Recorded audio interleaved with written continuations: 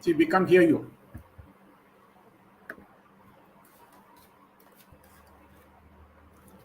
So, good morning, everyone. Welcome once again to the next episode of Gravitas ExpertSpeak. How to make the habit stick. Now, as I was preparing for this session, I was reminded of a statement which my wife has often made when I'm trying to do multiple things. And she says, you know what, uh, don't try that because it's not possible for you to do it. You're a man. So that has been a jibe that she has always kind of done that. But the fact is, it's not about being a man or a woman.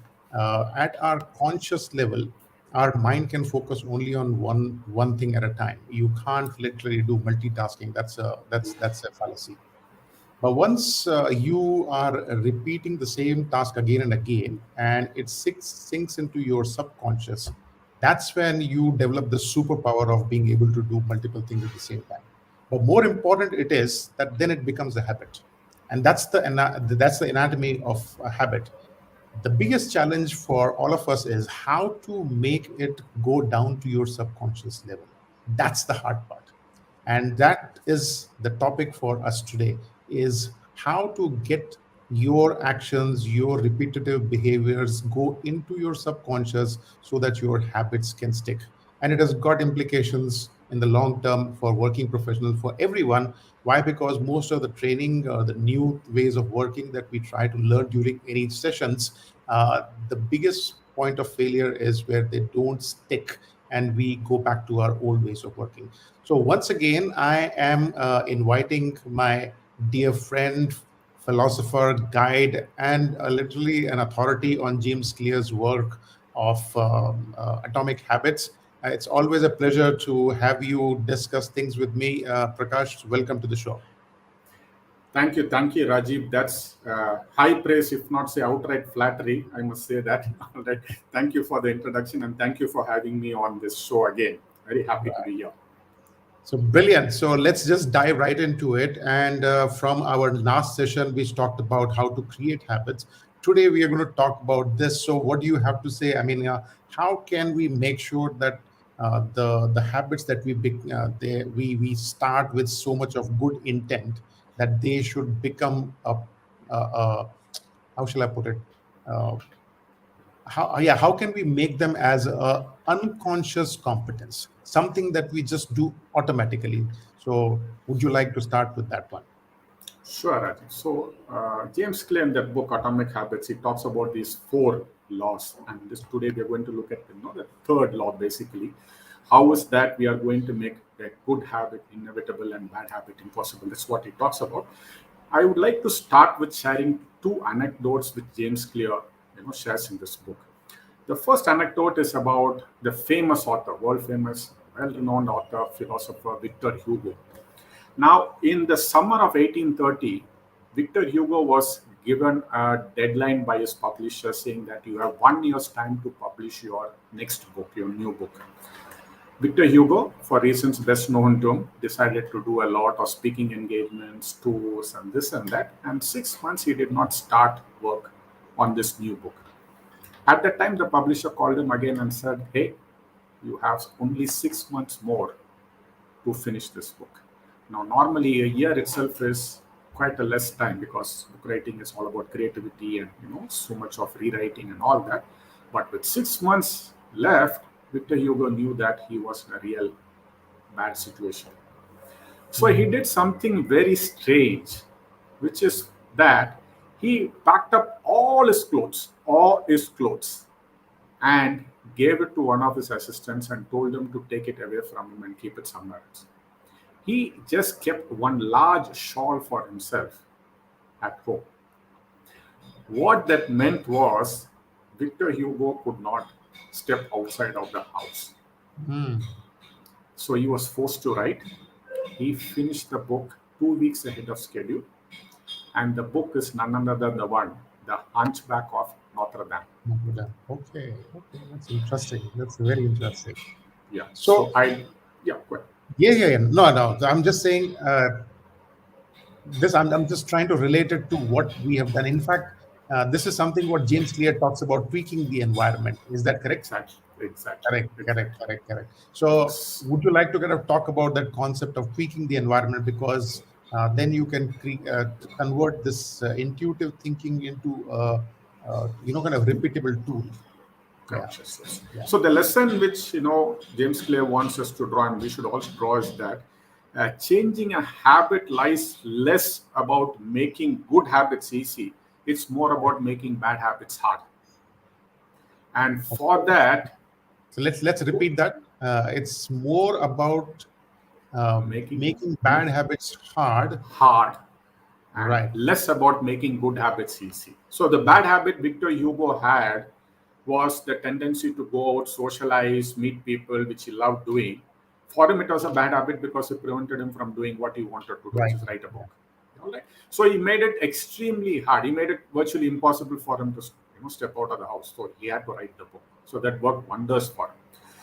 Another quick anecdote which I used to share again from the same book was that again in the early 1800s, a person called John Patterson, who ran a mining supply store in a suburban area in the US, was doing quite well in terms of business. Very less, competition, uh, good business, a lot of people coming in, the environment was great and all that.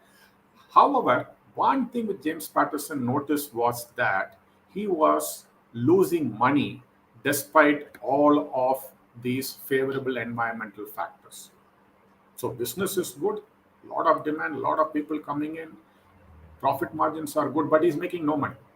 When he Hmm. actually started investigating this, he found out that he was losing money due to employee theft. Due to Now, employee. theft. Oh, okay. All right. Mm. And nowadays, yes, you can have CCTV surveillance, various technology, gadgets, and all that. But those days, 1800s, he didn't have any of it. He had only two options. One is that he had to continue like that, or he had to stand and do everything himself. Both of us, which was not acceptable. That is when he read about something called a Ritty's incorruptible cashier, which was a machine, cashiering machine, which was invented by a inventor in the same town which John Patterson was having a store, and he went and bought it. That cashiering machine would automatically lock every time a particular transaction was done, thereby locking in the cash and the receipts. Right. Once he bought two of those machines, he put them, his employee theft dropped completely. Mm. Okay. All right. Great. So John Patterson was simply following what James Clear talks about, but way back much earlier, is that making a bad habit impractical. Impractical. Yeah. So that's a very interesting one because I think it probably would be the first example of using technology to tweak your habits. True, Is that correct? true. Because I Yes, mean, absolutely. today it is today.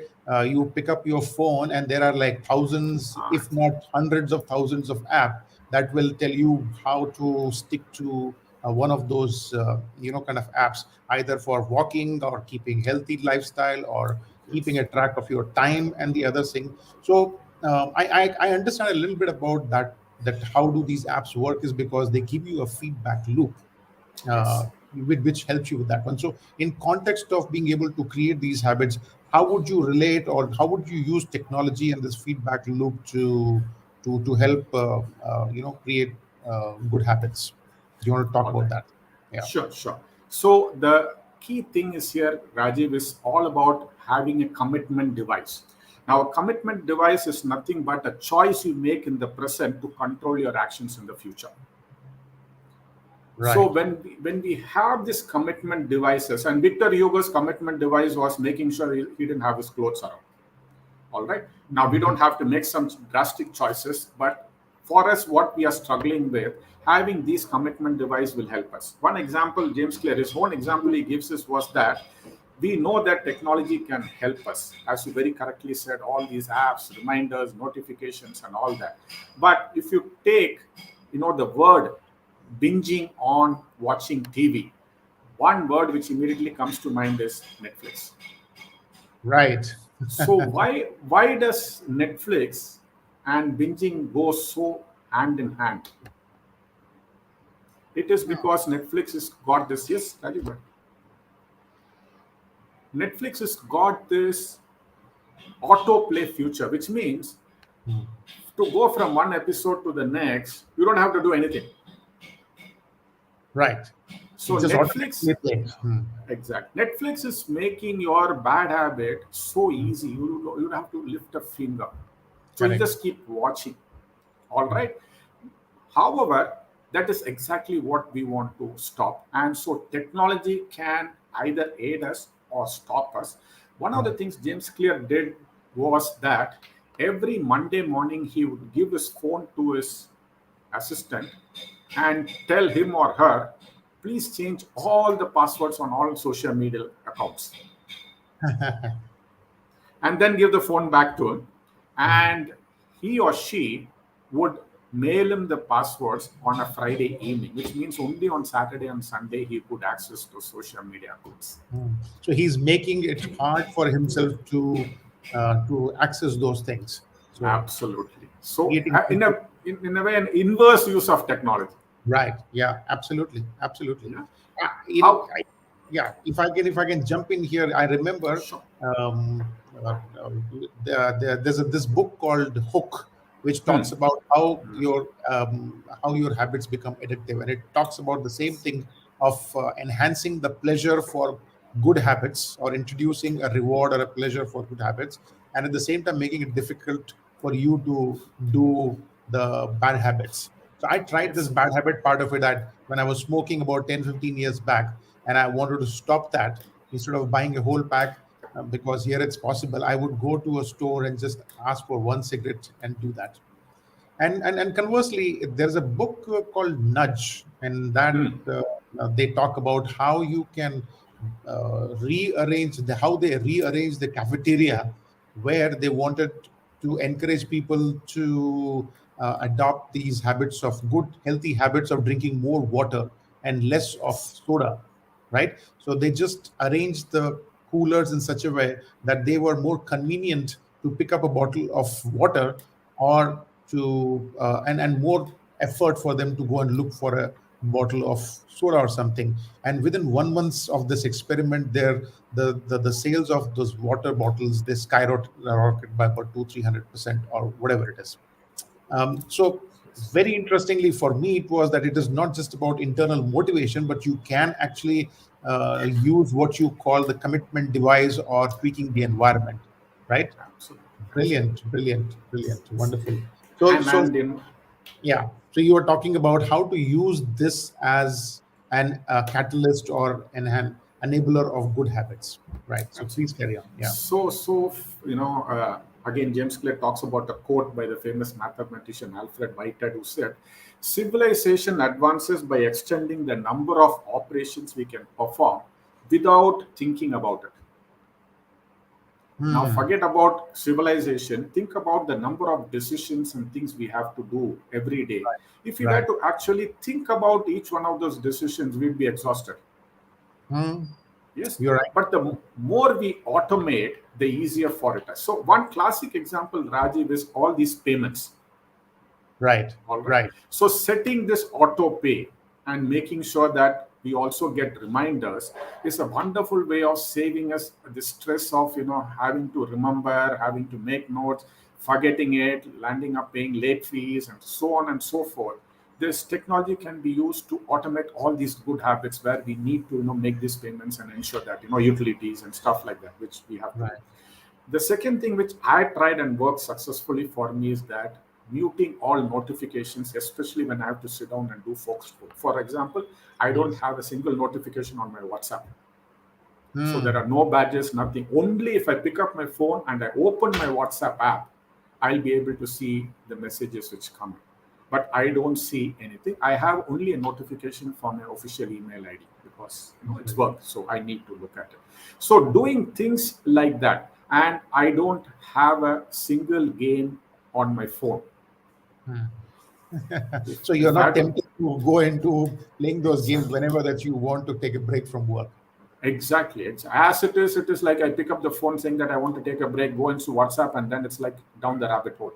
The Right. last thing I want is these games also are there, and so I don't have a single game. My games are on my another device. I have to Right. pick up the device. Same thing with my laptop. All work gets done on the laptop. On my laptop, I don't do anything else. So that Great. sort of helps me to get into the mood frame, get into the right, using the right device for the right thing.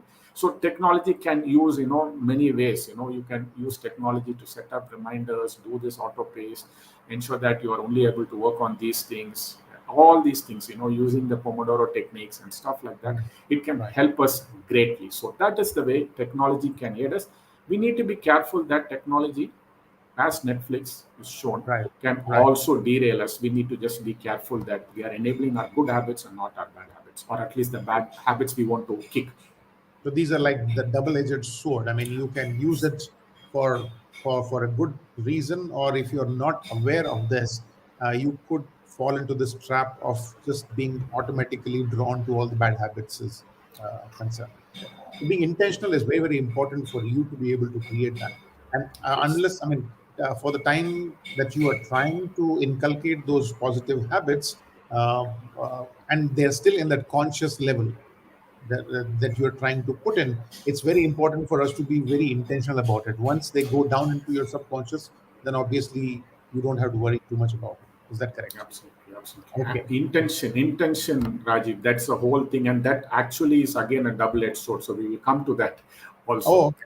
So is that something to do with the positive sensory perceptions, or is it I would different at all? positive sensory perception is the next thing I like to talk about, because it has a lot to do with intention and how our intentions get Ah, either reinforced or derailed. right. Again, sharing anecdotes from the book. Hmm. Stephen Luby was an American social public health worker who went to Karachi. Karachi was facing a huge public health disaster. In terms, large number of people below the poverty line, staying in slums as squatters, houses made of cardboard, no running water, no drainage, no sewage, and all that, leading to a huge number of infections and illnesses spreading throughout this significant population. So they Right. went there to Stephen Luby and his team went there to help. And what they realized was, while the problem was very huge and take a lot of things to do, one simple act, the act of hand washing, could bring it down by a significant percentage. So they said, okay, let's have those small wins one by one. They found out that that population, the people actually knew the importance of hand washing, but 90% of them were doing it wrongly. Okay. So what he found out was, people will just wash with one hand, do a perfectly, just wash it without soap, and so on and so forth. So Hmm. Safeguard at that time was one of the premium soaps in Pakistan. It was a soap which used to bring out a lot of suds, that foam, typical foam Right. when you do it. Secondly, it had a very nice smell once you washed your hands with it. Hmm. So they spoke to Procter and Gamble and asked Procter and Gamble to donate Safeguard soaps to them. Then they went and distributed among our population. They found that within 6 months, the habit of using soap and habit of hand washing had become institutionalized in almost the entire population. Wow. Hmm, hmm, hmm, hmm. Amazingly, when they went back after 6 years, even though the supply of free Safeguard was down only for a year, when they went back after 6 years, they found people had erected hand washing stations within that community, and everybody was using Safeguard soap. Brilliant. Brilliant. So the Brilliant. safe sensory perception, what we get when we carry out that act, the positive, strong sensory perception, that has got a very humongous impact on what habits we adopt. One more I example. Yes, go ahead. Yes. Yeah. Yeah. No. Carry on. Carry on. Yeah. So one more example. Wrigley's chewing gum. Chewing gum has been sold for hundreds of years, was never a popular product. It was chewy, but it was made from resin, so not very tasty and all that. Till Wrigley's came in and changed the texture a little bit, and they introduced flavors. Hmm. Chewing gum sales shot through the roof. Wrigley's became one of the biggest companies in the world within a very short period of time, a record period of time. Why Right. is it? Again, the very act of chewing something which gives your mouth a refreshing taste. And Wrigley's slogan was refresh the taste. Right. Right. And the fact that it tasted, nice, and it left you with a very nice after feeling. Hmm, hmm, What hmm. was the reason? Which was it was done. Same thing goes for toothpaste. American World War II, when Americans were looking at drafting people, you know, Yeah. they Yeah. found that a lot of these people were actually failing the physical fitness test because of dental health. They Mm. realized that brushing the teeth was not a habit which was common among 45 to 50% of the American population. Right. That is when Pepsodent came up with these minty flavors and said you can remove the plaque and so on and so forth. And they found that the brushing of teeth as a habit took Mm. deep roots within the American population. So they are all Yeah. wonderful examples of the strong positive Yeah. sensory perception. I remember another one from the similar chapter, if I'm not wrong, and I mean, it had the implications of how it can make a huge impact on the revenues of a company. And they gave the Yes. case study of what was that product from Procter and Gamble, if I'm not wrong. It's called What is Febreze? Febreze. Yes, the Febreze example, exactly right. Yes. That because it was lacking the positive sensory reward at the end of conducting or doing that action, taking that action, that product Febreze, which is like a multi-billion-dollar revenue generator for the company right now, that was a complete disaster failure when they first launched it.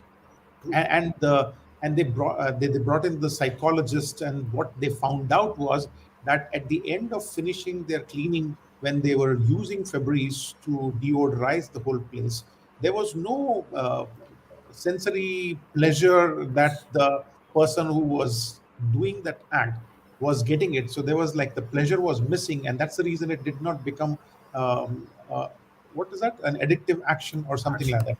And the only thing that the change was just to add a little fragrance into that, and voila, I mean, it just changed the entire equation, and now it's a household name the world over. so True. so I'm, yeah, brilliant examples you shared about the toothpaste, the hand wash part of it, and the Febreze. And they all have one single thing in common, is that as soon as they finish that act, there is some pleasure there. After washing Yes. your hands, you have a nice smell that makes you feel it's clean. Yes. Wrigley's, it gives you a freshness in your mouth, which we associate with cleanliness, hygiene, and the same thing as far as Febreze goes. So I'm taking away from here is that positive sensory perception as a reward after you have engaged yourself in that act can be uh, an incentive for a person to do that over and over again, and that's what leads you to create a habit. Is that correct? Absolutely, absolutely. The nail on the head, Rajat. So that important, as you said, put it so correctly, Mm. immediately after we adopt that new habit and we do that action, having this strong positive sensory perception makes it easier to adapt that habit and make it, sustainable and scalable. We follow it all the time. So that is something which we can We certainly can. try and do that. Brilliant. So he talks about another concept. There are three, four different concepts which are there. Excuse me. Sorry about that. Yes. Yeah. So he talks about three, four different levers that can help you to inculcate your new habits. So one was this, that you need to include a reward for yourself after Yes. you do that act. Second was something to do with time inconsistency. You want to talk about Yes. that? Certainly. So this time inconsistency is all around us, but we are not aware of it. For this, Mm. let me go back, as James Clear says that the evolution of humans 200,000 years ago, we lived in what he says is an immediate reward environment. What do we Right. mean by immediate reward? Those days, our wants and needs, our ancestors' wants and needs were very simple: survive the day, make Mm. sure that you get food, which you may need to go out and hunt. Make sure that when you are hunting, you are not hunted yourself. To get water, so make sure there is enough water or you are a place nearby water. Make sure that you have clothing and some shelter. Basically the reward was immediate. If I'm Right. hungry, I go out, hunt, and I eat, and then make sure that I am not hunted, so I make back home safely. Mm. If I Mm. want water, and so on. And we lived this way for many, many, many years. There was no thought about the future. Right.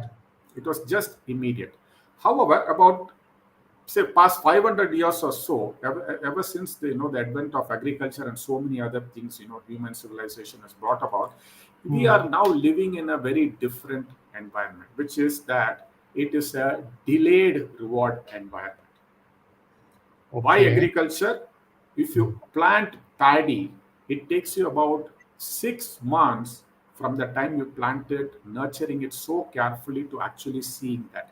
That is, very long period of time, and that is delayed Hmm. reward. Okay. However, if you look at the world we are living today, most of the things which we want, so-called good habits which we want to adopt, all are from that delayed reward environment. Simple thing. Many of us who work in a typical corporate environment, typical full-time jobs, we Right. work 30 days and get the salary at the end of the month.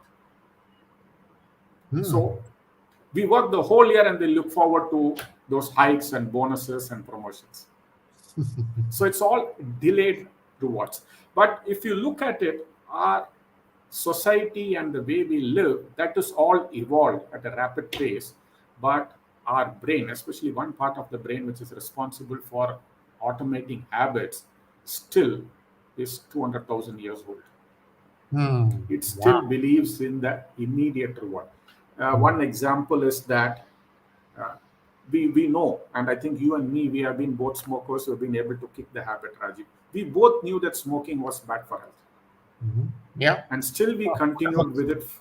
Yeah, still we continued with it. And it is not that we are people who are not able to make rational, logical choices in our life. We have taken so many other, make such choices. How is that in this particular path we fail? So it Right. is that when I want to stop smoking, what is my reward? If I may use the word, the dopamine rush in my head, what is the reward? It is in the future, sometime in the future, I will not fall prey to certain illnesses.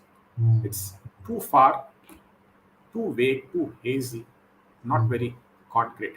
But if I were to smoke a cigarette, that nicotine, which goes and gives me that small kick, That's usually the instant.